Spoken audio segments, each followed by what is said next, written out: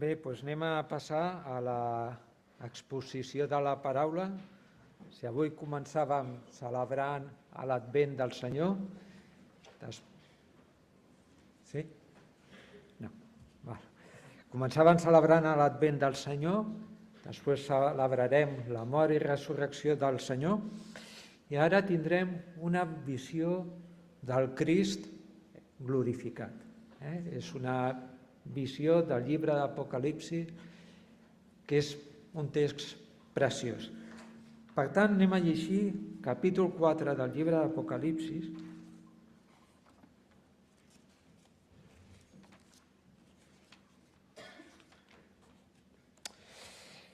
Diu així el text.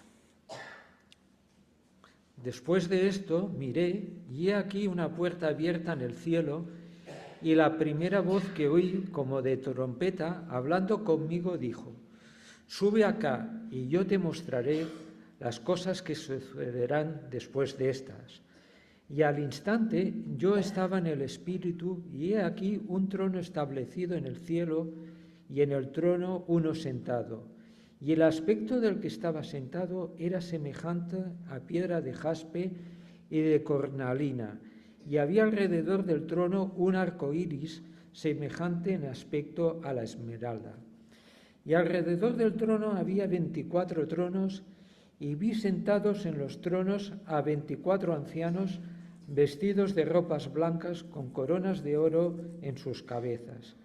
Y del trono salían relámpagos y truenos y voces, y delante del trono ardían 7 lámparas de fuego, las cuales son los 7 espíritus de Dios.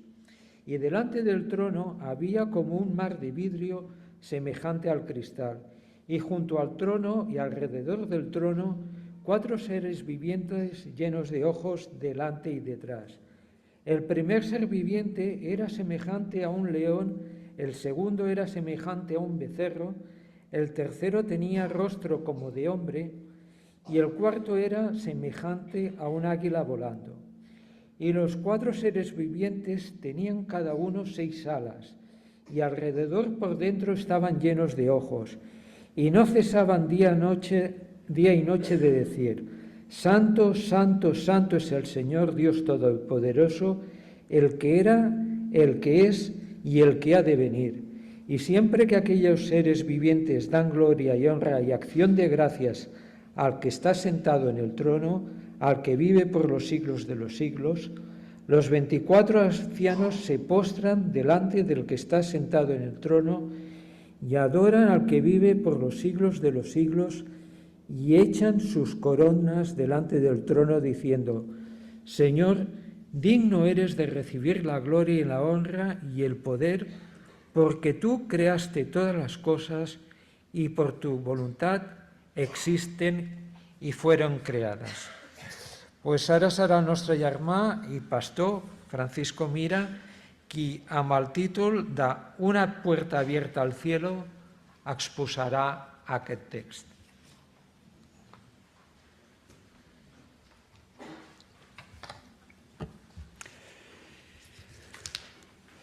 Vamos avanzando en Apocalipsis y hemos visto la bendición que supone escuchar la revelación, la palabra de Dios. Fijaos que en el 1.3 dice: Bienaventurado el que la lee y los que oyen las palabras de esta profecía y guardan las cosas escritas en ellas, porque el tiempo está cerca. Así que leer, meditar en este libro es todo un motivo de bendición. Hemos considerado también la grandeza y la gloria de Jesucristo. Los versículos del primer capítulo 5 y 7 dice: Y de Jesucristo testigo fiel, el primogénito de los muertos y el soberano de los reyes de la tierra, al que nos amó y nos lavó de nuestros pecados con su sangre. Y en el 7 dice: He aquí que viene con las nubes, y todo ojo le verá, y los que le traspasaron y todos los linajes de la tierra harán lamentación por él. Sí, amén.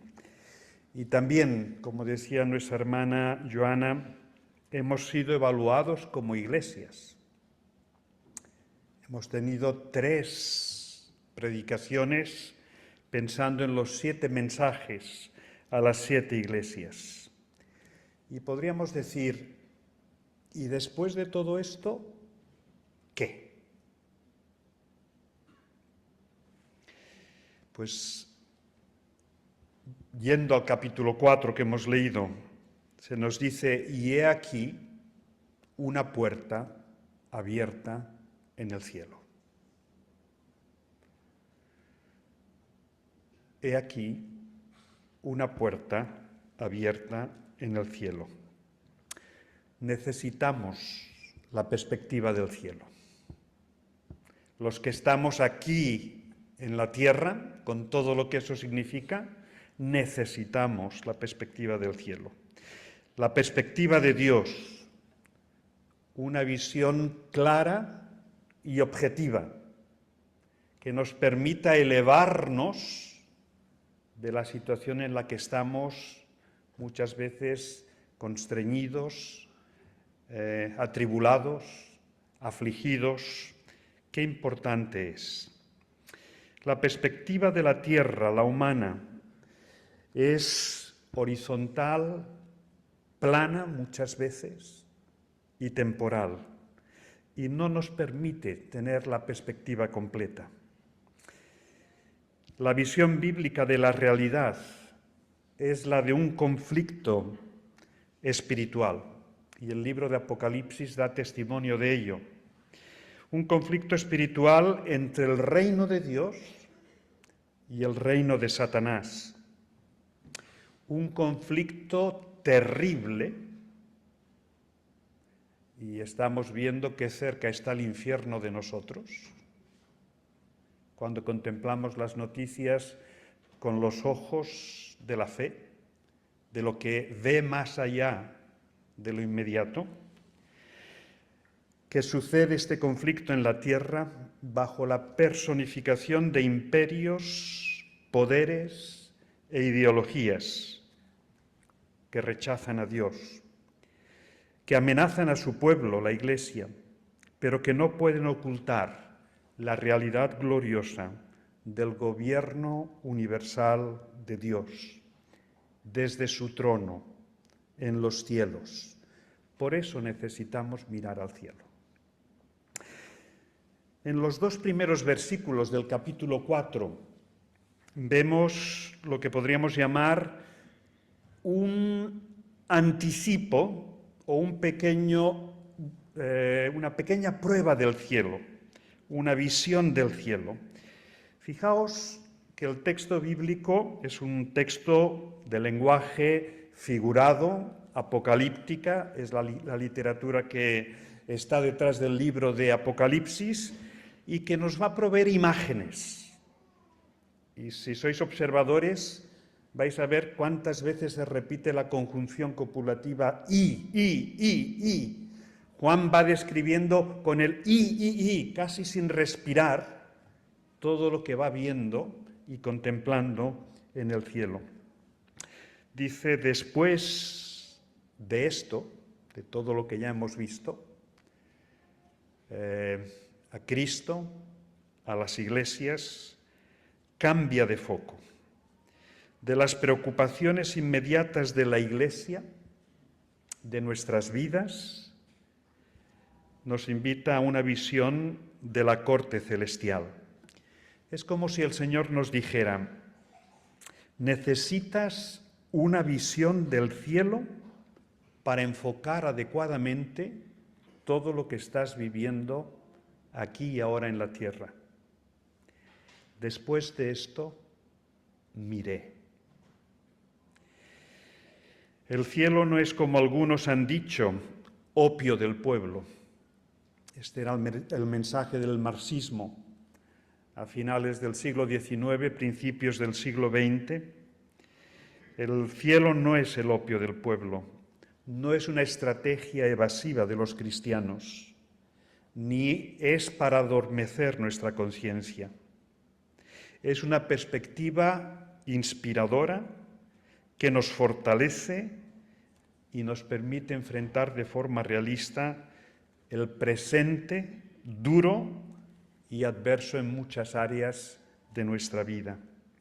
Así que somos invitados a contemplar una perspectiva de la historia diferente, no de derrota, sino de victoria, no de sufrimiento únicamente, sino de gloria, donde encontramos respuestas a muchos de nuestros interrogantes. Así que después de esto miré y he aquí una puerta abierta en el cielo. Y la pregunta en esta mañana es, ¿quieres acompañar a Juan por esta puerta y contemplar el cielo? El Señor nos abre esta puerta, esta visión para enseñarnos, para animarnos y para darnos confianza. El camino al cielo está abierto. El Señor llama a nuestras puertas. Quiere que le conozcamos. Quiere que le abramos nuestras vidas. Y si lo hacemos, Él nos abre la puerta del cielo y nos permite entrar. Y la pregunta es, ¿has abierto tu vida a Cristo? ¿Le has dejado entrar en tu experiencia diaria y personal? Porque Cristo, como a Juan, quiere que entres por la puerta, por esta puerta en el cielo. Y sigue Juan en estos primeros versículos diciendo, la primera voz que oí, como de trompeta, hablando conmigo. En el cielo hay abundancia de palabra. El Dios de la Biblia, el Dios de la creación, es el que habla y crea. La palabra de Dios es central en la relación con Dios. Y Juan dice que entra por aquella puerta y la primera voz que oye, como de trompeta, hablando conmigo. Hay una palabra especial para ti, como fue para Juan. Es una palabra nítida, clara, como la del sonido de la trompeta.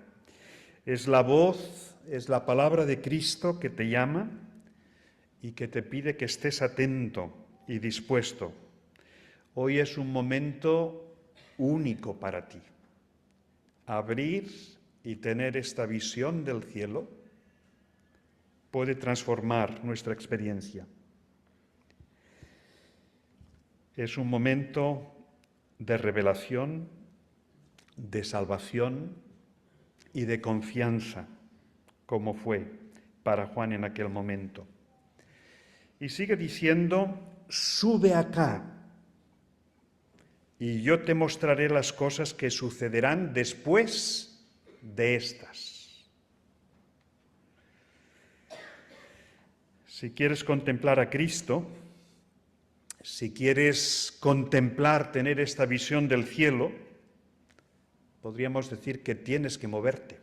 Sube acá. Tienes que elevarte sobre la realidad.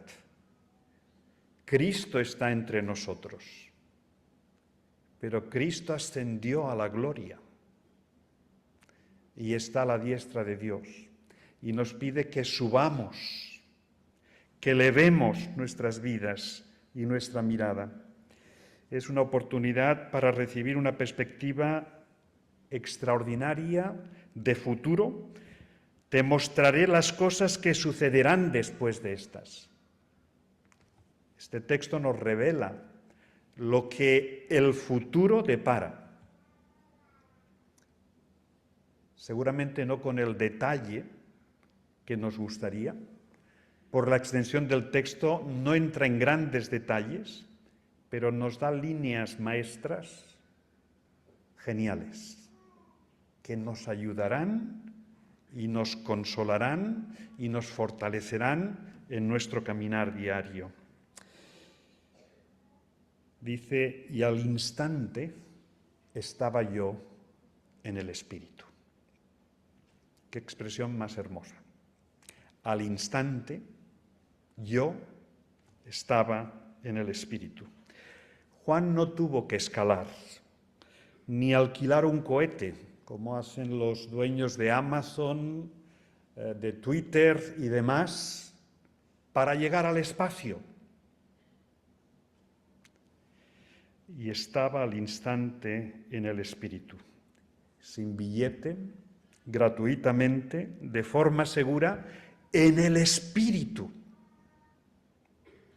El Espíritu de Dios, por la palabra de Dios, nos permite contemplar realidades futuras, gloriosas, que necesitamos conocer y ver.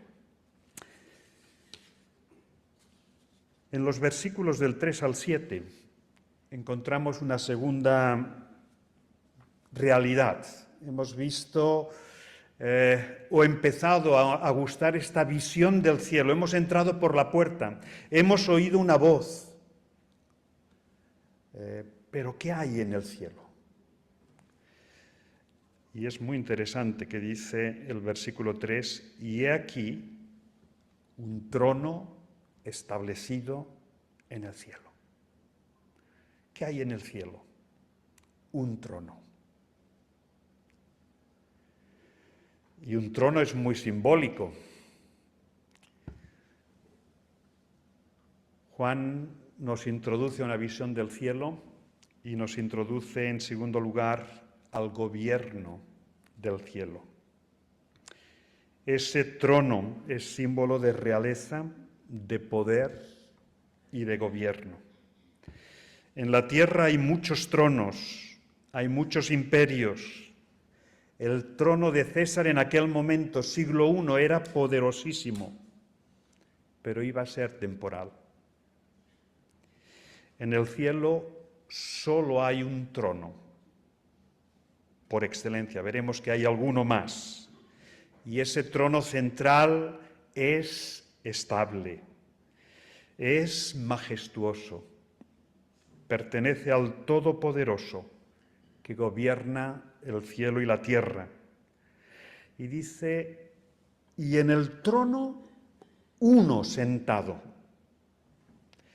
Y es curioso, en un sentido, la indefinición en algunos aspectos que vamos a ver.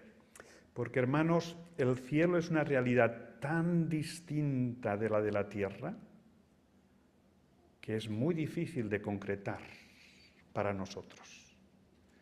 Decía C.S. Lewis, el que con sus obras de fantasía nos introduce al Evangelio y también al cielo, dice, el cielo nos va a sorprender a todos.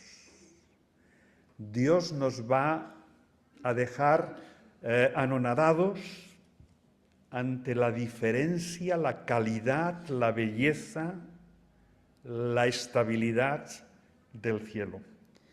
Y en el trono uno sentado.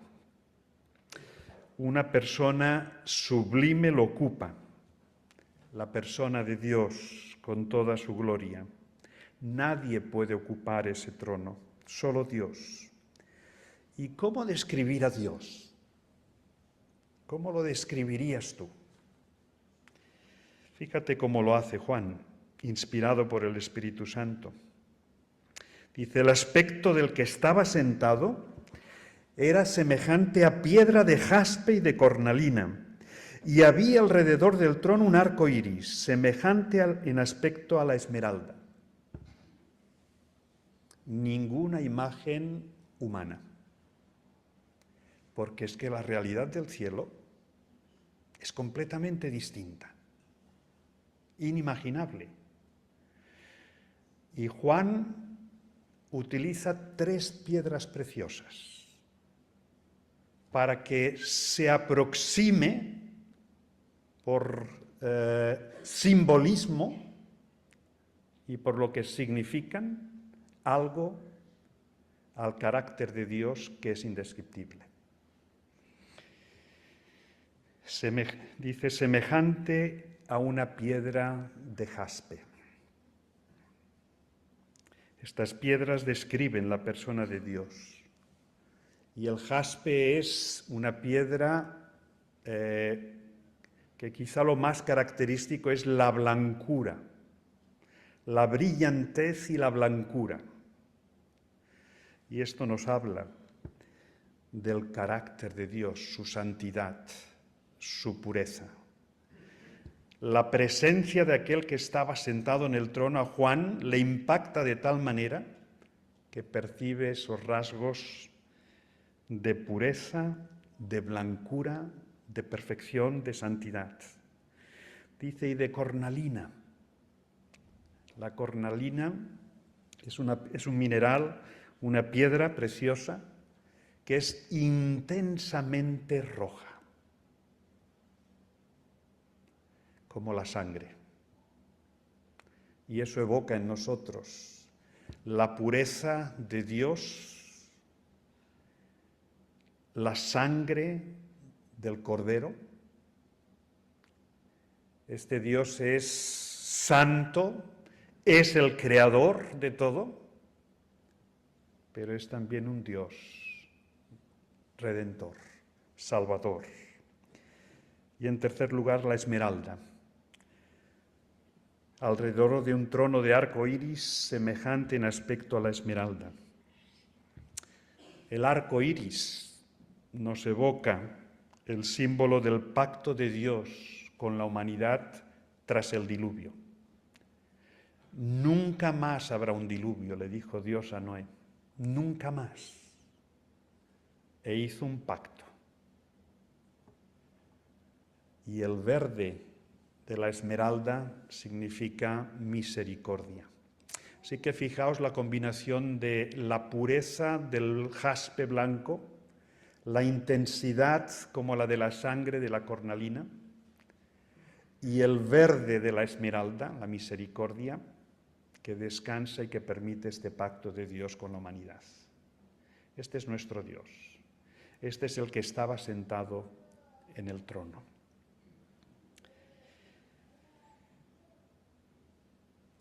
Y alrededor del trono había 24 tronos más. Os vais imaginando la visión. Un trono en el centro, con esos colores, y ahora 24 ancianos. Y este número nos trae eco del Antiguo Testamento, las 12 tribus, del Nuevo Testamento, los 12 apóstoles, todos los fieles, todos los hijos de Dios representados. El cielo, en el futuro, tras el presente, todos los hijos de Dios estaremos en su presencia. En el cielo no hay tiempo. Y por eso a veces esta visión va hacia adelante y va hacia atrás respecto de nuestra perspectiva, pero en el cielo no había tiempo, no hay tiempo, y estos 24 están sentados. Dice, vi sentados en los tronos a 24 ancianos.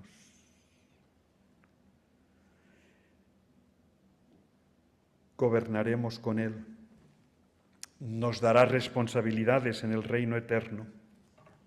Y estos 24 ancianos estaban vestidos de ropas blancas, con coronas de oro en sus cabezas.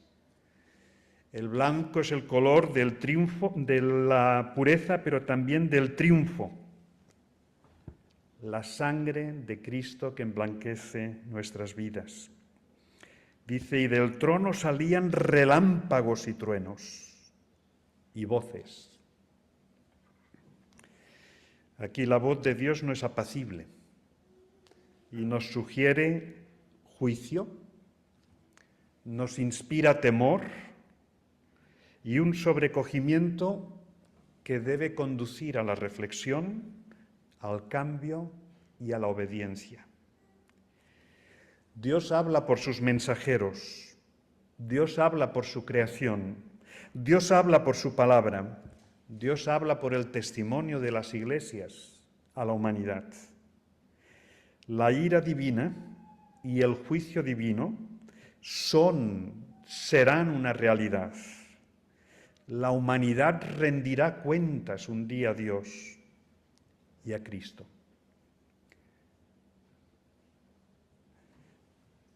Y delante del trono ardían 7 lámparas de fuego, las cuales son los 7 espíritus de Dios. Fijaos que dice delante, cerca del trono, cerca de la presencia de Dios. ¿Quién simboliza estos 7 espíritus de Dios? En Apocalipsis 1:4 se nos hace referencia a esta misma visión y hace referencia al Espíritu Santo de Dios. El Espíritu Santo de Dios, cuya presencia, cuya acción tiene un papel destacado en la creación y también en la salvación. Y delante del trono había como un mar de vidrio, semejante al cristal. Aquí tenemos un mar de vidrio, semejante al cristal. Nos habla de la visión de la majestad y la santidad de Dios. Y es que ese es el carácter de Dios.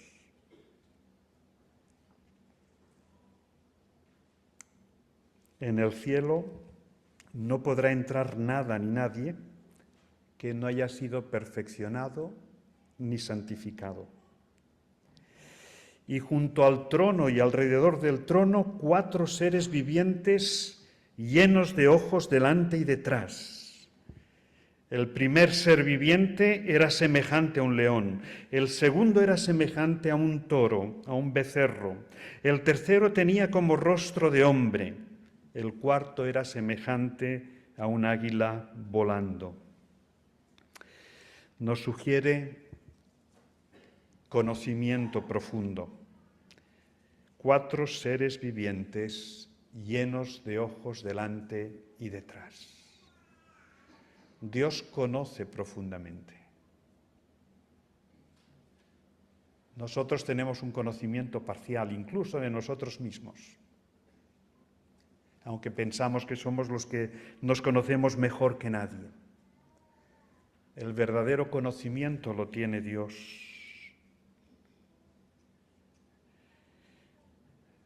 Él, como creador, mira toda la creación porque necesita relacionarse y juzgar justamente. Debe tener toda la información. Y con estos 4 seres vivientes está representada toda la creación. Lo más noble, lo más fuerte, lo más sabio y lo más rápido, lo más veloz. Toda la creación, incluidos los seres humanos, estaremos delante de Dios en armonía con Él, aunque la creación hoy día gime con dolor, pero en el futuro el reino de Dios estará en armonía con el Creador. Así que el gobierno de Dios, la visión del cielo, el gobierno del cielo, creo que es una imagen que necesitamos recuperar en nuestro día a día, escuchando todo lo que escuchamos, viendo todo lo que vemos, pensando todo lo que pensamos. Qué importante es que haya un trono en el cielo y que Dios gobierne desde ese trono. Los fundamentos de ese trono son eternos y de él surge la salvación, la autoridad, la vida, el poder, el sustento y el destino de todo lo que existe. Es un gobierno universal y eterno. Por eso adoramos a quien ocupa ese trono. Hemos dicho que Dios juzgará a toda la humanidad, Su ira solo podrá ser aplacada con el sacrificio del Cordero. Y este es el tema del capítulo siguiente que veremos el domingo siguiente. La ira del Cordero, el sacrificio del Cordero. Un día nuestras vidas serán santificadas y todos los redimidos participaremos de este gobierno. Entre tanto, Dios gobierna el mundo, Dios gobierna su Iglesia, y eso nos permite vivir seguros y confiados. Los criterios de salvación son misericordia y santidad, porque Dios nos quiere santos o salvos para ser santos. Misericordia y santidad. Y en los versículos finales del 8 al 11, además de la visión del cielo y el gobierno del cielo, este capítulo nos habla de la adoración del cielo. Los versículos del 8 al 11 nos hablan de la adoración del cielo. Fijaos lo que dice: y los 4 seres vivientes tenían cada uno 6 alas, y alrededor y por dentro estaban llenos de ojos, y no cesaban día y noche de decir: Santo, santo, santo es el Señor, Dios Todopoderoso, el que era, el que es y el que ha de venir. Menudo himno. Y este lo cantamos literalmente en varios de los cánticos. El mensaje de todos los redimidos es inconfundible y preciso. El final de la historia, hermanos y hermanas, va a ser un cántico de adoración universal. La historia no acabará con destrucción, con una devastación total. El final de la historia, para aquellos que hemos atravesado esta puerta del cielo, que hemos recibido la invitación de Cristo y que todo ojo verá, es un acto de adoración a Dios universal, el Santo, el Todopoderoso, el Eterno. Es impresionante cómo en este cántico lo que destaca por su prioridad y por su cantidad es la santidad de Dios. La santidad de Dios representa la esencia del carácter y el corazón de Dios. Dios es puro. Dios es perfecto. Dios está completo. Ese es el rasgo más destacado y emblemático de su carácter. También su poder, el Todopoderoso. Frente a la impureza, la inmoralidad, el desenfreno del mundo, de la sociedad, santidad. Frente al poder y los poderes injustos, a menudo implacables de los imperios humanos, está el Todopoderoso, ejerciendo justamente el poder. Dice: y el que era, el que es y el que ha de venir, su eternidad, presente, pasado, futuro. Quien tiene la última palabra. Dice: y siempre que aquellos seres vivientes dan gloria y honra y acción de gracias al que está sentado en el trono, al que vive por los siglos de los siglos. Dice: los 24 ancianos, siempre que hacen esto, los 24 ancianos se postran delante del que está sentado en el trono y adoran al que vive por los siglos de los siglos. Adoración. Dar gloria a Dios, honrar a Dios, ser agradecidos con Dios. Esa es la tarea de toda la creación. Y nosotros somos parte de la creación. El Señor en su misericordia permite al ser humano hasta rechazarle. pero eso es temporal. La realidad es que somos criaturas y solo vamos a encontrar nuestro sentido y significado cuando le adoremos, cuando le honremos, cuando le demos gracias.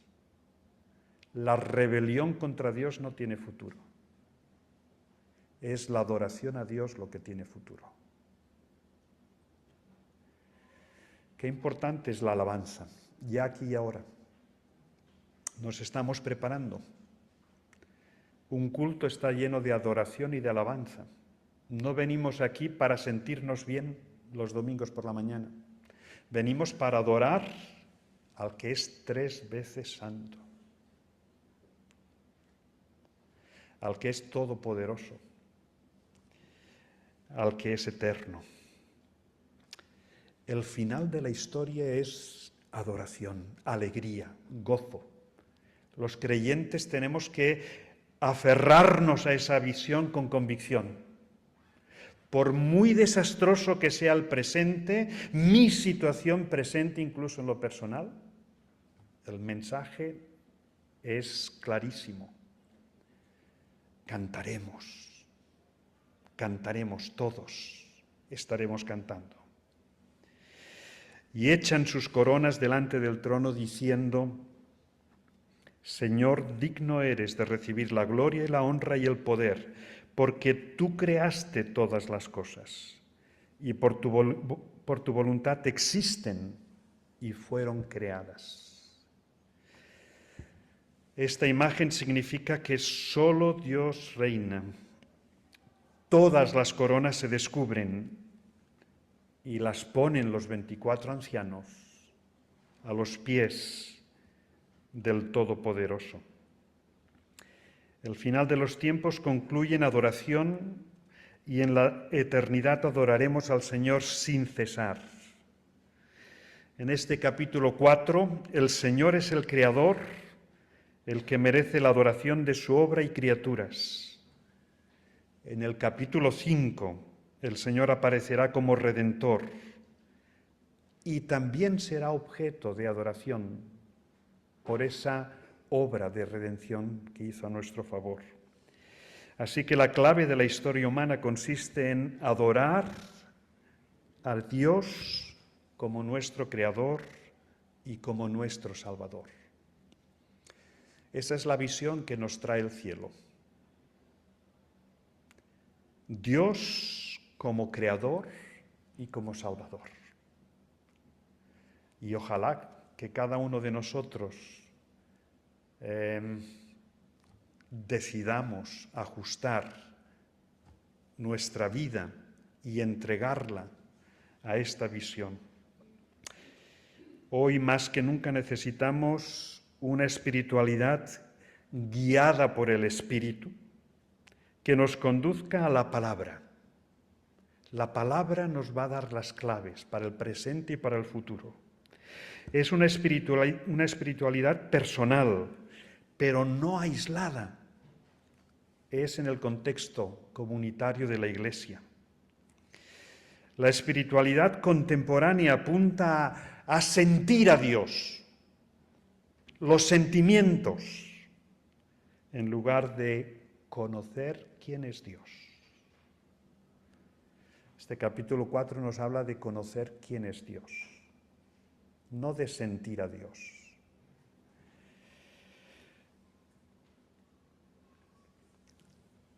El sentir a Dios apunta a las emociones más que al contenido y a la revelación del mensaje de Dios. Y este lo encontramos en Apocalipsis. Un día, y cada vez más cercano, la ciudad de Dios descenderá desde el cielo y viviremos en una tierra renovada, en un reino estable, inconmovible, en justicia, en paz, en amor, en verdad.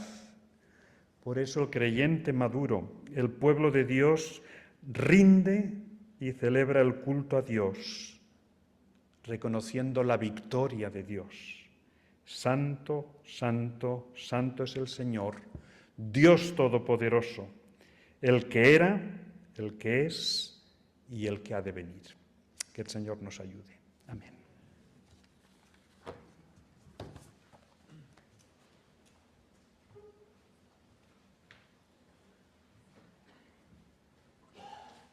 Pues moltes gràcies, Francisco, i gràcies al Senyor per aquesta visió tan alentadora que hem tingut del cel, però que afecta a la nostra realitat quotidiana a la terra. I aquesta visió del Senyor, que ojalà ens ajudi a apropar-nos i, com deia el Francisco, a conèixer-lo més a prop i la seva paraula. Ens n'hem preparat per al temps del Sant Sopar i per això anem a cantar l'himne Soc salvat. Ens posem en peu.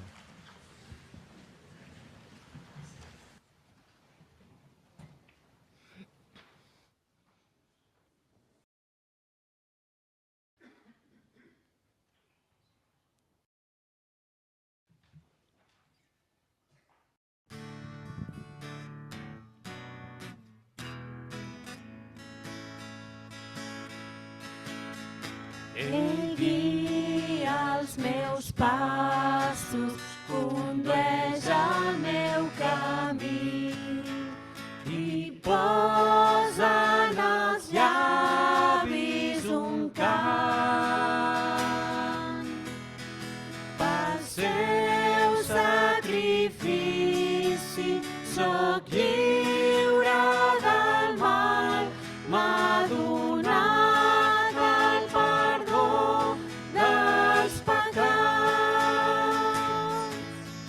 Soc salvat, Soc salvat, soc salvat, soc salvat, cantaré amb tot el cor, soc salvat. No tinc por a la fosca, Jesús és sempre a prop. El seu gran amor és per mi. Camino confiat amb el cor ple de goig, sa presència la pau fa sentir. soc salvat, Soc salvat, soc salvat, soc salvat, cantaré amb tot el cor, soc salvat, soc salvat, soc salvat, soc salvat, soc salvat, cantaré amb tot el cor, soc salvat.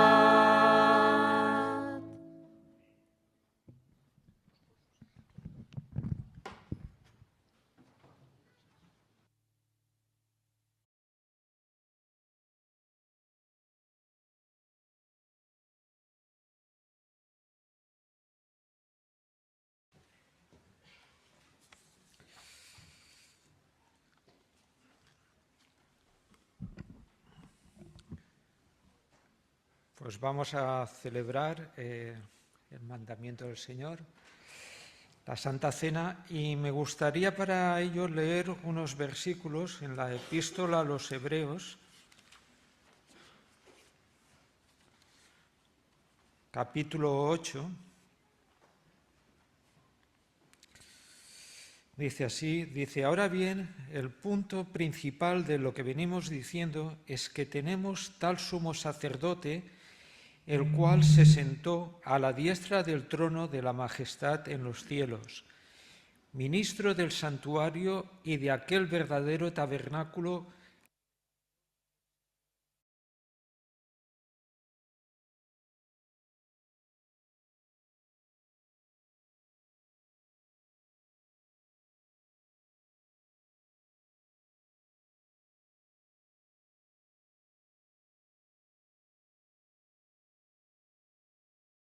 habiendo aún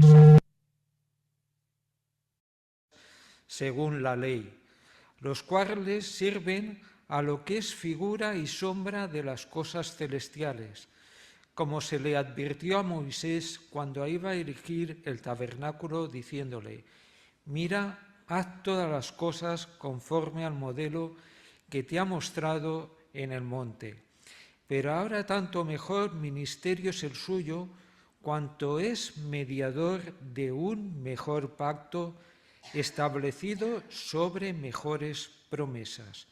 Porque si aquel primero hubiera sido sin defecto, ciertamente no se hubiera procurado lugar para el segundo.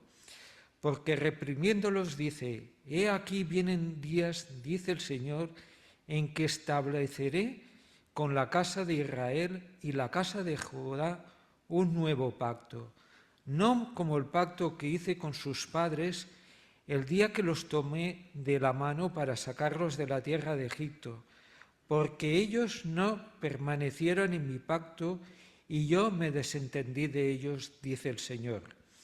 Por lo cual este es el pacto que haré con la casa de Israel después de aquellos días, dice el Señor.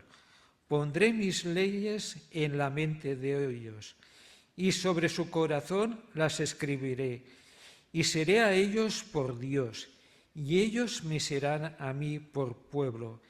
Y ninguno enseñará a su prójimo, ni ninguno a su hermano, diciendo: conoce al Señor, porque todos me conocerán, desde el menor hasta el mayor de ellos, porque seré propicio a sus injusticias y nunca más me acordaré de sus pecados y de sus iniquidades.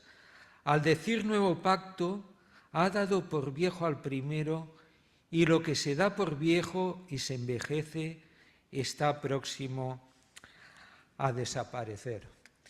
Es un texto que hemos leído seguro muchas veces, pero era un texto revolucionario, podríamos decir, para aquellos destinatarios de aquella carta, que en su mayoría eran judíos. El texto y la totalidad de la carta estaba dirigida a aquellos que eran descendientes del linaje de Abraham, descendientes de aquel pueblo que había vivido bajo pacto su salida de Egipto. Ahora se les declara que ese antiguo pacto había sido abolido. ¿En qué consistía ese antiguo pacto? Era un pacto bilateral, es decir, había una parte que Dios cumplía y una parte que el pueblo de Israel debía cumplir. Yahvé se erigía como el libertador del pueblo, aquel que había sacado al pueblo de la tierra y de la esclavitud de Egipto, que les bendecía, que les daba y guiaba a la tierra prometida, y que el pueblo como respuesta tenía que vivir en obediencia a la ley de Dios. Era un pacto bilateral. Por tanto, aquel pacto requería al pueblo de Dios vivir en santidad conforme a su ley y mandamientos, requería tener memoria de su liberación y requería ofrecer ofrendas y sacrificios que un sumo sacerdote debía presentar por los pecados del pueblo y de los suyos propios. Pero todos sabemos que a lo largo del peregrinaje del pueblo escogido, aquel pacto continuamente conducía al fracaso del pueblo de Dios por su infidelidad, por su incredulidad y por su desobediencia. Quizás mantenían una ritualidad religiosa, observaban aquellos sacrificios y cumplían una serie de ritos, pero vivían continuamente lejos de los preceptos de Dios. Aquella ley no era suficiente. Pero a pesar de ese fracaso, Ahora el autor de la carta les descubre a los hebreos un nuevo pacto, el que son beneficiarios no solo el linaje de Abraham, sino un pueblo mucho más grande que nosotros formamos parte gracias a la sangre de Cristo.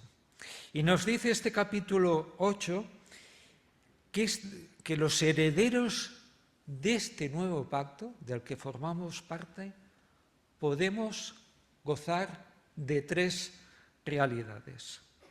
Primera, un mejor pacto permanente, porque a diferencia del anterior pacto, que era bilateral, este nuevo pacto es unilateral.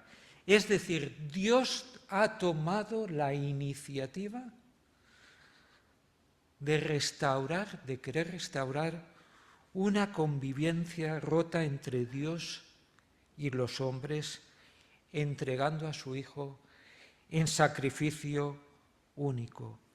Es una ofrenda única y permanente, no como la de aquellos sacerdotes que tenían que ir renovando aquellos sacrificios.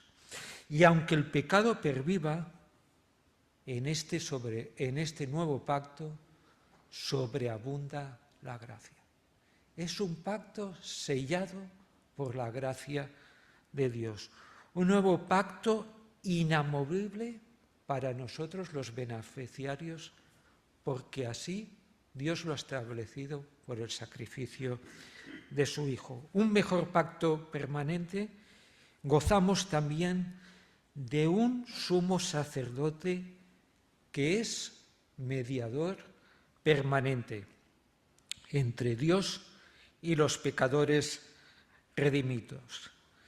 Aquel pueblo ya no tendría que hacer más sacrificios por sus pecados, ni siquiera necesitarían de un sacerdote, porque aquella ofrenda ofrecida por Dios en Cristo, aquel sacrificio de aquel cordero sin mancha, es aprobado, y además aquel ofreciente sumo sacerdote es, como se requería, sin pecado.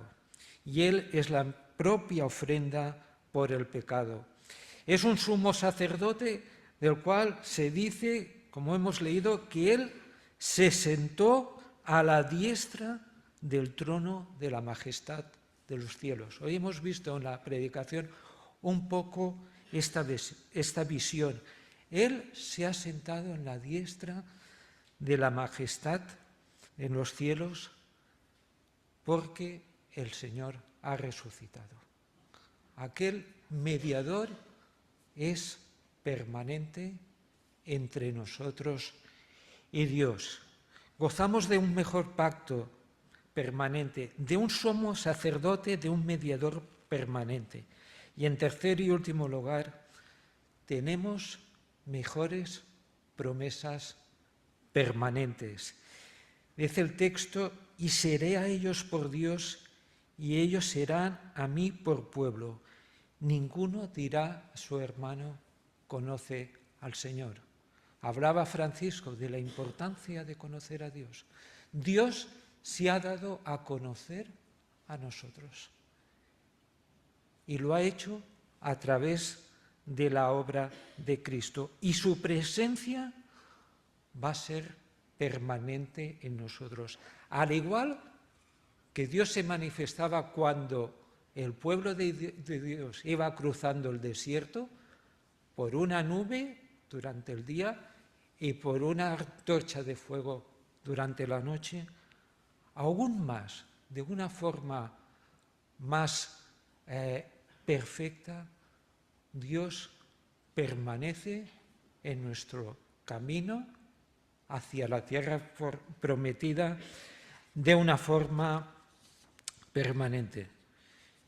Quería dejaros dos reflexiones finales. ¿Qué representa este nuevo pacto que estamos celebrando? Hoy realizamos un acto de memoria. El pueblo de Dios no puede vivir sin memoria. Tenemos que vivir con memoria. Ese fue el fallo del pueblo de Israel, que muchas veces vivió sin memoria del Dios que había hecho maravillas entre ellos y que los había liberado del desierto. Y de hecho, es un acto de memoria que el propio Señor Jesús instituye. Somos beneficiarios de un pacto unilateral en el que Dios ha sido propicio a nuestras inmundicias y, como hemos dicho, en aquel sumo sacerdote que se ha ofrecido por sacrificio único por nuestros pecados.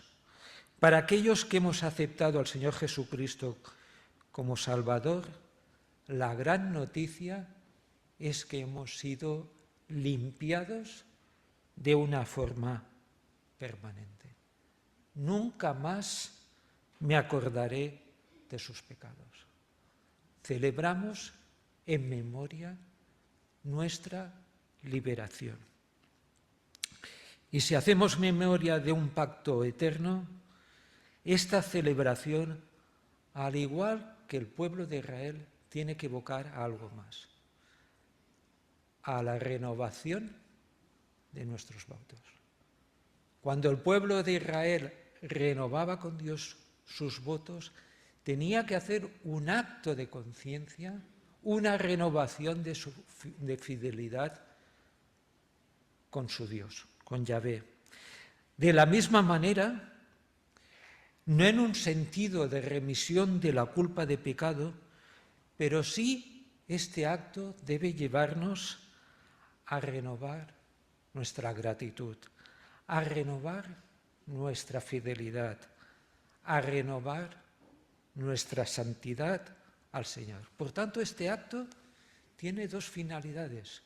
Memoria, debemos vivir con memoria, y en segundo lugar, debemos tener un acto continuo de renovar nuestros votos al Señor. Y es lo que estamos haciendo. Y el mismo apóstol Pablo nos dirá que no comamos ni bebamos de la cena, de la Santa Cena, indignamente. Por lo tanto, vamos a celebrar este acto con gratitud, con alabanza, con adoración al Señor. Y vamos a orar por el pan y voy a pedir a nuestro hermano Palmer que dé gracias por el pan.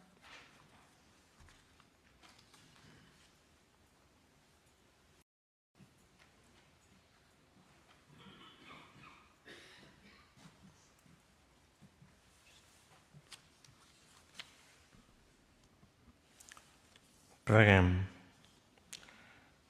Pare nostre que estàs en el cel, et lluem i t'adorem, perquè tu ets el nostre Creador i el nostre Salvador. Avui, primer diumenge d'Advent, recordem al principi d'aquest culte la teva vinguda al món, per vindre'ns a redimir de la nostra maldat. I ara, al finalitzar aquest culte, fem memòria de la teva mort a la creu, que és el motiu de la teva vinguda i de la teva vida.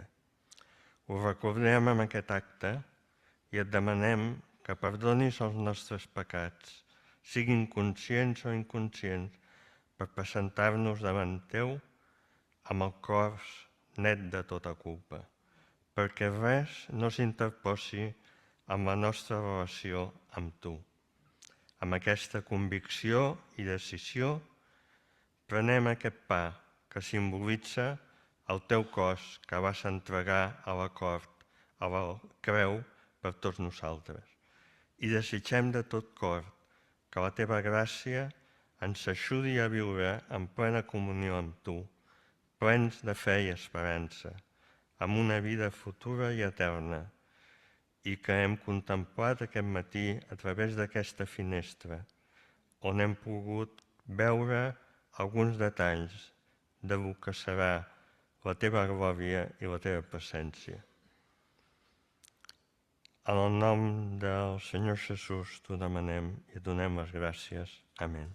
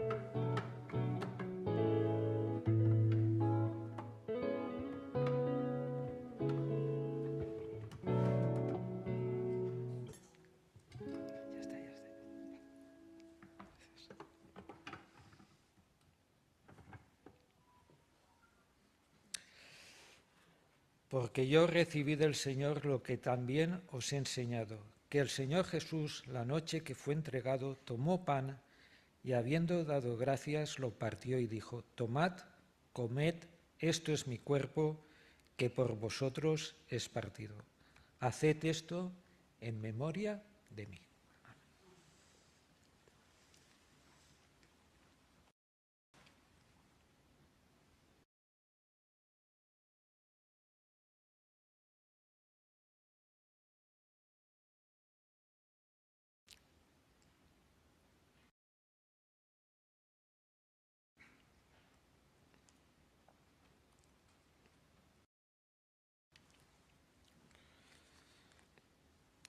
Vamos a orar por la copa. Pediría a Rubén si nos puede.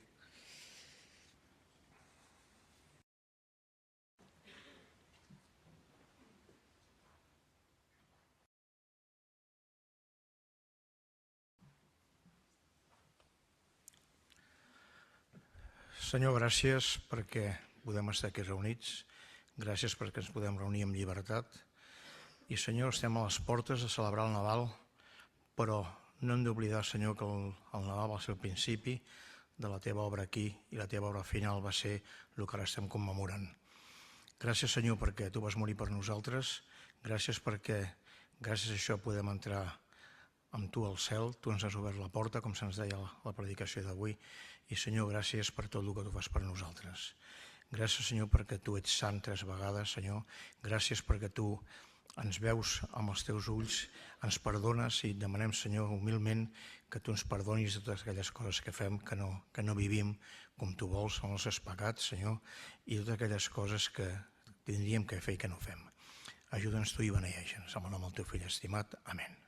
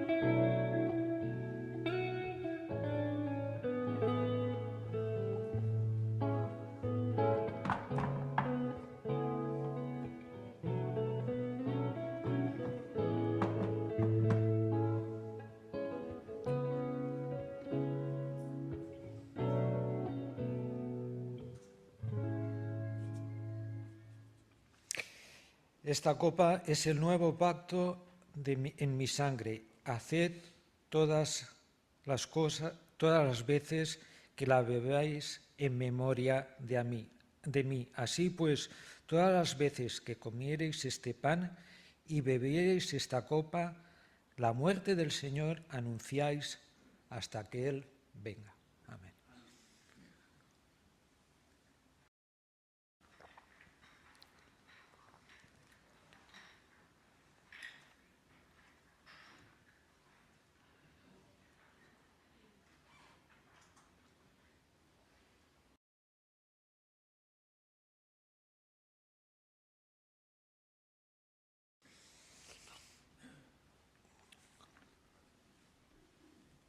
Pues vamos a concluir la reunión cantando un último himno. Tinc la certesa, soc del Senyor.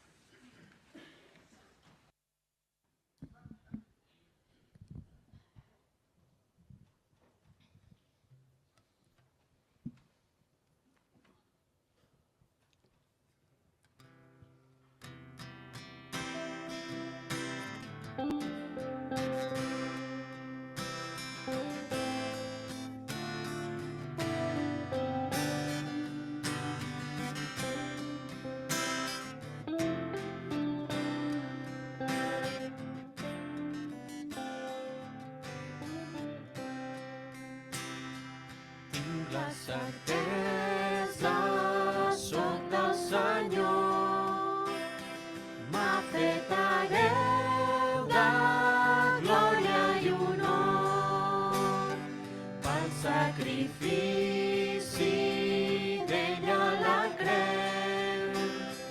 Jo tinc la vida i un lloc al cel, un cant de joia entonaré.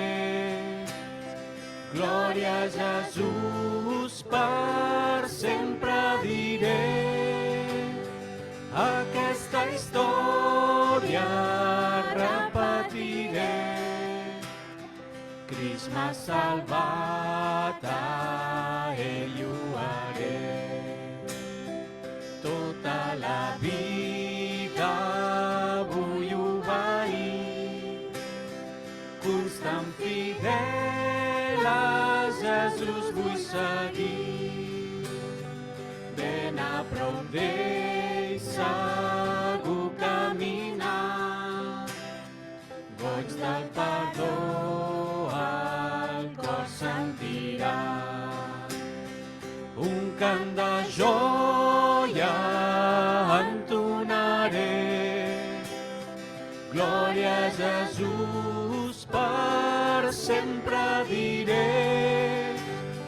Aquesta història repetiré. Crist m'ha salvat, a ell ho haré. Sempre confiat en Crist el Senyor, trobo alegria, consola el dolor. La seva pau ja puc esperar, joia sens fi serà ell mirar.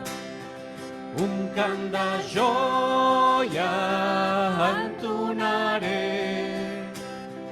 Glòria a Jesús, per sempre diré. Aquesta història repetiré.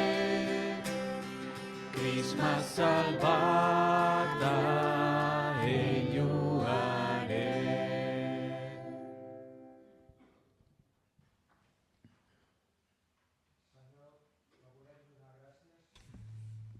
Perquè Crist m'ha salvat, Crist ens ha salvat, Senyor. Som un poble redimit, un poble comprat per la sang de Jesús. Gràcies per aquesta ofrena, per aquest sacrifici permanent. Gràcies perquè som el teu poble i tu el nostre Senyor. Gràcies perquè sempre podem recórrer a tu i tenir auxili amb les nostres lluites, amb els nostres problemes, amb el nostre peregrinatge a la terra promesa on dia estarem, Pare. Gràcies per aquesta finestra que avui ens has obert del que serà el cel, de la teva majestat, del teu tro, del teu amor, Senyor, i del teu govern en la història, Senyor. Passi el que passi, Senyor, i aquest gran Déu és el nostre Senyor. Ajuda'ns a renovar també les nostres vides, Senyor, a ser purs, a ser sants davant teu i amb l'ajuda del teu Esperit Sant, de la teva paraula i de la teva gràcia, Senyor. Gràcies per aquest culte tan maco que hem tingut avui i te demanem que sigui per la teva glòria. Acompanya'ns aquesta setmana en tota la nostra vida quotidiana i, Senyor, ajuda'ns a viure't a tu cada dia, Senyor. I gràcies per aquestes paraules que t'hem conegut, que ningú ens té que dir que et coneixem, perquè tu t'has manifestat a nosaltres, Senyor. En el nom del teu fill. Amén.